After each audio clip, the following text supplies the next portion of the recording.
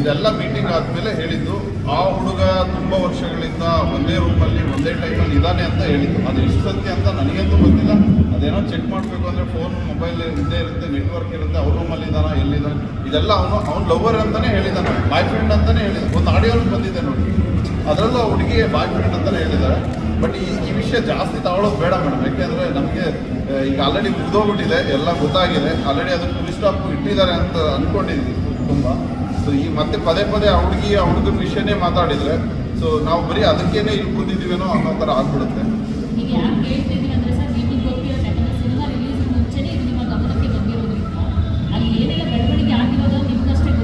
Madam Manu ಎಷ್ಟು ಬುದ್ಧಿವಂತ ಅಂದರೆ ಏನೇ ವಿಷಯನೂ ಹೇಳ್ತಿರ್ಲಿಲ್ಲ ಮೇಡಮ್, ಮ್ಯಾನೇಜ್ ಮಾಡ್ತಿದ್ದ.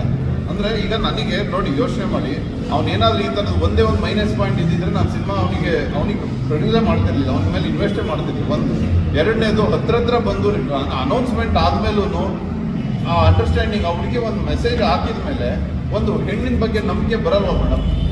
ಒಂದು ಪ್ಲೀಸ್ ಅಷ್ಟು ನಮ್ಮ ಮುಂದೆನೇ ಹೇಳಿದ್ದಾಳೆ, ಆಡಿಯೋ ಮಾಡಾದ್ಮೇಲೂ ನಮ್ಮ ಮುಂದೆ ಬಂದು ಹೇಳಿದ್ದಾಳೆ, ಏನೂ ತೊಂದರೆ ಇಲ್ಲ ಸರ್, ನಿಮ್ಮ ಸಿನಿಮಾಗೆ ಏನೂ ತೊಂದರೆ ಕೊಡಲ್ಲ. ಅವಳು ಹೇಳೋದು ಶನಿವಾರ ಲೇಟೆಸ್ಟ್ ಒಂದು ಏನೋ ಪ್ರಾಬ್ಲಮ್ ಆಯಿತು, ಅದರಿಂದ ಬಿಟ್ಟಿದ್ದೀನಿ. ಅಟ್ಲೀಸ್ಟು ಅವಳಿಗೆ ನಮ್ಮ ಬಗ್ಗೆ ಒಂದು ಒಳ್ಳೆ ನಾನು ಹೇಳಿದ್ದೀನಿ, ಕೇಳಿಬೇಕಾದ್ರೆ ನನ್ನ ಅಕ್ಕ ತಂಗಿ ಅನ್ನೋ ಥರ ಸಿಸ್ಟರ್ ಹೇಳ್ತಾ ಇದ್ದೀನಿ, ನಿಮ್ಗೆ ಏನೇ ಪ್ರಾಬ್ಲಮ್ ಇದ್ರೂ ನಾನು ನೋಡ್ಕೊಳ್ತೀನಿ, ಅಂದರೆ ಸಪೋರ್ಟ್ ಮಾಡ್ತೀನಿ ಅಂತಲೂ ಹೇಳಿದೆ, ಏನಾದರೂ ನಿಮಗೆ ಬೇಕು ಅಂತ ಅಂದರೆ.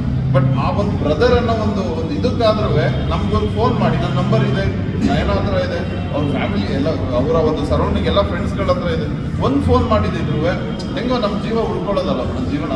ಇದು ನಮ್ಮ ಜೀವನ ಎಂಟೈರ್ ನಮ್ಮ ಲೈಫ್ನೇ ಹಾಳು ಮಾಡ್ದಂಗೆ ಆಯ್ತು. ಅದೊಂದು ಆಡಿಯೋ ಕೂಡ ಇರ್ತದೆ.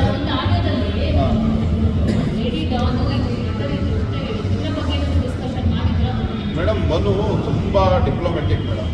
ಓಕೆ, ನಾನು ಇದು ಅವ್ನ ಮುಂದೆನೇ ಹೇಳ್ತೀನಿ. ಓಕೆ, ಇಲ್ಲಿ ನಮ್ಮ ಜೊತೆ ಒಂದು ಅಲ್ಲೊಂದು ಏನೇನೋ ಮಾತಾಡ್ಕೊಂಡು ಅವನ ಜೀವನ ಒಂಥರ ಒಂದು ಕಾಮಿಡಿ ಕಿಲಾಡಿಗಳು ಅಂತ ಇದೆಲ್ಲ ಕಿಲಾಡಿಗಳೇ ಅವನು. ಓಕೆ, ಹಾಗಂತ ಅವ್ನು ಇಲ್ಲ ಅಂತ ನಾನು ಇದು ಮಾಡ್ತಿಲ್ಲ. ಬಟ್ ಅವ್ನು ಹೇಗೆ ಬೇಕಾದರೂ ಇದು ಮಾಡ್ತಾನೆ. ನಮಗೆ ಇಲ್ಲದೆ ನಮ್ಮ ಡೈರೆಕ್ಟರ್ ಜೊತೆ ಹೆಂಗೆ ಮಾತಾಡಬೇಕು ಅಂತ ಗೊತ್ತು, ನನ್ನ ಜೊತೆ ಹೇಗೆ ಮಾತಾಡಬೇಕು ಅಂತ ಗೊತ್ತು.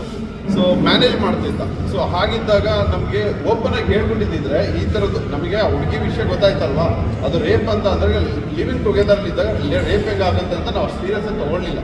ಏನಾದರೂ ಒಂದು ಕಾನೂನಿದೆ, ಅದು ಚೆಕ್ ಮಾಡೇ ಮಾಡ್ತಾರೆ. ಸೊ ಇನ್ನು ಎರಡನೇ ಪಾಯಿಂಟ್, ಇದು ಆಡಿಯೋ ಬಂದಾಗ ನಮ್ಮ ಮನಸ್ಸು ಅವತ್ತೇ ಹೊಡೆದೋಯ್ತು ಮೇಡಮ್. ಸೊ ಇದು ನಮಗೆ ಸರಿಯಾಗಲ್ಲ. ನಮಗೆ ಬರಬೇಕಾದವರೇ ಇಂಡಸ್ಟ್ರಿಯಲ್ಲಿ ನಮ್ಮ ಶಿವಣ್ಣ, ದರ್ಶನ್ ಸರ್ ಅಂಥವ್ರ ಬಗ್ಗೆ ಮಾತಾಡಿದ್ದಾನೆ ಅಂದರೆ ನಾವು ಯಾವ ಮುಖ ಹಿಡ್ಕೊಂಡು ಇದನ್ನು ಕೇಳೋಕ್ಕಾಗುತ್ತೆ ಮೇಡಮ್? ಜನ ಬನ್ನಿ ಅಂತ ಒಂದು ಒಳ್ಳೆ ಸಿನಿಮಾ ಮಾಡಿದ್ವಿ ಅನ್ನೋ ಒಂದು ಧೈರ್ಯದ ಮೇಲೆ ಇಷ್ಟೆಲ್ಲ ನಾವು ಪ್ರಮೋಷನ್ ಮಾಡ್ತಿದ್ವಿ ಒದ್ದಾಡಿಕೊಂಡು.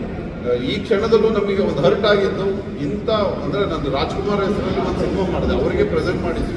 ಸೊ ಅವರ ಫ್ಯಾಮಿಲಿಗೆ ಈ ಥರ ಮಾತಾಡ್ಬಿಟ್ನಲ್ಲ ಅನ್ನೋದು ನಮ್ಮ ಲೈಫಲ್ಲಿ ಯಾವತ್ತೂ ಮರೆಯೋಕ್ಕಾಗಲ್ಲ. ಇದೊಂದು ನನ್ನ ಪ್ರಕಾರ ಇದು ಫಸ್ಟ್ ಆ್ಯಂಡ್ ಲಾಸ್ಟ್ ಇರ್ಬೋದು ನಮ್ಮ ಸಿನಿಮಾ. ಏನೋ ಒಂದು ಕನ್ಸಿಟ್ಕೊಂಡು ಬಂದೆ, ಬಟ್ ಈ ಥರ ಮಾಡ್ತಾನೆ ಅಂತ ನನಗೆ ಅಂದ್ಕೊಂಡಿರಲಿಲ್ಲ. ಸೊ ಮಾಡಿದರೆ ಖಂಡಿತವಾಗಿಯೂ ಕಾನೂನು ಪ್ರಕಾರ ಅವನಿಗೆ ಶಿಕ್ಷೆ ಆಗಲಿ. ಸೊ ಇದ್ರ ಮುಖಾಂತರ ನಾನು ದರ್ಶನ್ ಸರ್ ಮತ್ತು ಶಿವಣ್ಣ ಮತ್ತು ಧ್ರುವ ಸರ್ಗೆ ಸಾರಿ ಕೇಳ್ತೀನಿ. ಇನ್ ಕೇಸ್ ನಮ್ಮ ಸಿನಿಮಾ ಟೀಮಿಂದ ಅಂದರೆ ಒಬ್ಬ ಲೀಡ್ ಆ್ಯಕ್ಟರ್ ಆ್ಯಕ್ಚುಲಿ ಅದು ಕುಲದಲ್ಲಿ ಕೀಳಾಗೋದು ಅಂತಲೇ ಬರುತ್ತೆ, ಎಲ್ಲೋದ್ರೂ ಅದನ್ನೇ ಬಿಂಬಿಸ್ತಿದ್ದಾರೆ. ಸೊ ಆ ಒಬ್ಬ ನಿರ್ಮಾಪಕನಾಗಿ ನಾನು ಎಲ್ಲರಿಗೂ ಸಾರಿ ಕೇಳ್ತೀನಿ. ಇನ್ ಕೇಸ್ ಒಂದು ತಪ್ಪಾಗಿದ್ದರೆ ದಯವಿಟ್ಟು ಶಿಕ್ಷೆ ನೀವು ಏನು ಅಂದ್ಕೊಂಡಿದ್ದೀರ ಆ ಥರ ಮಾಡಿ. ಬಟ್ ಆದರೆ ಒಂದೇ ಒಂದು ಸಲ ನೀವು ಇಂಡಸ್ಟ್ರಿಯಲ್ಲಿ ವರ್ಕ್ ಮಾಡಿದ್ದೀರಾ, ಕಷ್ಟದ ದಿನಗಳೆಲ್ಲ ನೋಡಿದ್ದೀರಾ ಎಲ್ಲರೂ. ಸೊ ಪ್ರೊಡ್ಯೂಸರ್ ಆಗಿ ಎಷ್ಟು ಕಷ್ಟಪಡ್ತಾರೆ, ಯಾವುದೇ ಪ್ರೊಡ್ಯೂಸರ್ ಆದ್ರೂ ಒಬ್ಬ ಹೊಸ ಕಲಾವಿದನಿಗೆ ಚಾನ್ಸ್ ಕೊಡೋಕ್ಕಿಂತ ಮುಂಚೆ ಅವನ ಬಯೋಡಾಟಾ ಚೆಕ್ ಮಾಡೋಕ್ಕಾಗಲ್ಲ. ಈಗ ಒಬ್ಬ ವರ್ಕರ್ ಅವನ ಎಕ್ಸ್ಪೀರಿಯನ್ಸ್ ನೋಡ್ಬೋದು ಹೊರತು, ಇಲ್ಲ ಒಂದು ಎಜುಕೇಷನ್ ನೋಡ್ಬೋದು ಹೊರತು ಕೆಲಸ ಕೊಡುವಾಗ. ಬಟ್ ಈ ಥರ ಎಲ್ಲ ಏನು ನಾವು ಅವನ ಪರ್ಸನಲ್ ಲೈಫ್ ಎಲ್ಲ ಏನಿದೆ, ಅವನಿಗೆ ಎಷ್ಟು ಜನ ಹೆಂಡ್ತೀರಿ, ಎಷ್ಟು ಜನ ಮಕ್ಕಳು, ಲವರ್ ಇದ್ದಾರ, ಇದೆಲ್ಲ ಮಾಡಿ ನಾವು ಏನೂ ಒಂದು ಚಾನ್ಸಸ್ ಕೊಡೋಕ್ಕಾಗಲ್ಲ. ಎಲ್ಲ ಆಗೋಗಿದೆ. ಅಟ್ಲೀಸ್ಟು ನಮಗೆ ಏನು ಜನ ಈಗ ಒಂದು 1000 ಜನ ಬಂದು ಸಿನಿಮಾ ನೋಡಿದ್ದಾರೆ, ಅದರಲ್ಲಿ ಒಬ್ಬರಾದರೂ ಮೇಡಮ್ 99% ಜನ ತುಂಬ ಚೆನ್ನಾಗಿದೆ, 10 ಸಲ 2 ಸಲ 3 ಸಲ ನೋಡ್ಬೋದು ಅಂತ ನಾನೇ ಇಂಟರ್ವ್ಯೂ ಮಾಡಿದ್ದೀನಿ ಮೇಡಮ್. ನಾನೇ ಡೈರೆಕ್ಟಾಗಿ ಮೈಕ್ ಹಿಡಿದಿದ್ದೀನಿ, ನೀವು ಬೇಕಾದ್ರೂ ನೋಡಿ ವೀಡಿಯೋಸ್ನ. ಎಲ್ಲರೂ ಒಂದು ಒಳ್ಳೆ ಪಾಸಿಟಿವ್ ಇದ್ದಾರೆ, ಸಿನಿಮಾ ತುಂಬ ಚೆನ್ನಾಗಿದೆ, ಸಾಂಗ್ಸ್ ಚೆನ್ನಾಗಿದೆ, ಎಮೋಷನಲ್ ಇದೆ, ಕಾಮಿಡಿ ಇದೆ ಅಂತೆಲ್ಲ ಹೇಳ್ತಿದ್ದಾರೆ. ಬಟ್ ಓನ್ಲಿ ನಮಗೆ ಎಫೆಕ್ಟ್ ಆಗ್ತಿರೋದು ನಮ್ಮ ಶಿವಣ್ಣನ ಬಗ್ಗೆ, ದರ್ಶನ್ ಸರ್ ಬಗ್ಗೆ, ಈ ಧ್ರುವ ಸರ್ ಬಗ್ಗೆ ಮಾತಾಡಿರೋದು ಒಂದೇ ಎಫೆಕ್ಟ್ ಆಗ್ತಿರೋದು. ಸೊ ದಯವಿಟ್ಟು ಇಂಡಸ್ಟ್ರಿಯವರು, ಪ್ರೊಡ್ಯೂಸರ್ ಕಷ್ಟ, ನಮ್ಮ ಆರ್ಟಿಸ್ಟ್ಗಳ ಕಷ್ಟ, ಮತ್ತು ಟೆಕ್ನಿಷಿಯನ್ ಕಷ್ಟ ನಿಮಗೆ ಗೊತ್ತಿರುತ್ತೆ. ದಯಮಾಡಿ ಯಾರಾದರೂ ಬಂದು 4 ಜನ ಮಾತಾಡಿ ಶಿಕ್ಷೆ ಆಗೋರು ಕಷ್ಟ ಅಂದರೆ ತಪ್ಪಿತಸ್ಥರಿಗೆ ಶಿಕ್ಷೆ ಆಗಲಿ. ನಾವ್ಯಾರೂ ತಪ್ಪು ಮಾಡಿಲ್ಲ. ಇನ್ ಕೇಸ್ ನಾನು ತಪ್ಪು ಮಾಡಿದರೆ ಈ ಥರದ್ದು ಖಂಡಿತವಾಗಿಯೂ ನಾವೇ ಸಿನಿಮಾನ ನೋಡಬೇಡಿ ಅಂತಲೇ ಹೇಳ್ತಿದ್ವಿ ಏನೋ. ಬಟ್ ನಾನು ತಪ್ಪು ಮಾಡಿಲ್ಲ, ಇನ್ವೆಸ್ಟ್ ಮಾಡಿರೋ ನಾನು.